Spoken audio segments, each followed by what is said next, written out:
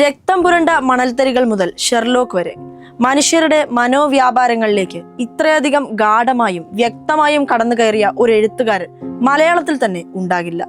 നമുക്ക് സങ്കല്പിക്കാൻ കഴിയാത്ത കഥാസാഹചര്യങ്ങളിൽ പോലും വായനക്കാരുടെ ചിന്തയെ പിടിച്ചിരുത്താൻ എംടിക്കായി. മഞ്ഞും നിന്റെ ഓർമ്മയ്ക്കും ഇരുട്ടിന്റെ ആത്മാവുമൊക്കെ ഓരോ നാട്ടിലെയും ഓരോ സാഹചര്യങ്ങളിലൂടെ മലയാളിയെ കൊണ്ടുപോയി. 60ഓളം ചലച്ചിത്രങ്ങളുടെ തിരക്കഥ, 6 ചിത്രങ്ങളുടെ സംവിധാനം, പള്ളിവാളും കാൽച്ചിലമ്പും എന്ന കഥയുടെ ചലച്ചിത്രാവിഷ്കാരമായ നിർമാല്യത്തിലൂടെ അന്നേ വരെ കേരളം മുതിരാത്ത ഒരു രാഷ്ട്രീയ പരീക്ഷണത്തിനും MT ഒരുങ്ങി. കലയ്ക്ക് അതിർവരമ്പുകളില്ല എന്ന് വരച്ചിട്ടു.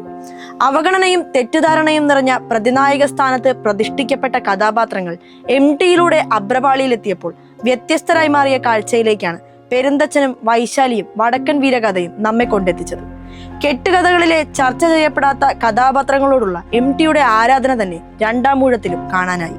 മനുഷ്യൻ നേരിടുന്ന വൈകാരികവും സാമൂഹികവുമായ വിഷയങ്ങളെല്ലാം അദ്ദേഹത്തിന്റെ തിരക്കഥകളായി.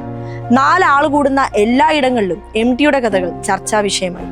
മലയാളത്തിലെ സാഹിത്യ ചലച്ചിത്ര മേഖലയിൽ MT മാറ്റി നിർത്താനാകാത്ത ഒരു വിഷയം തന്നെയായി.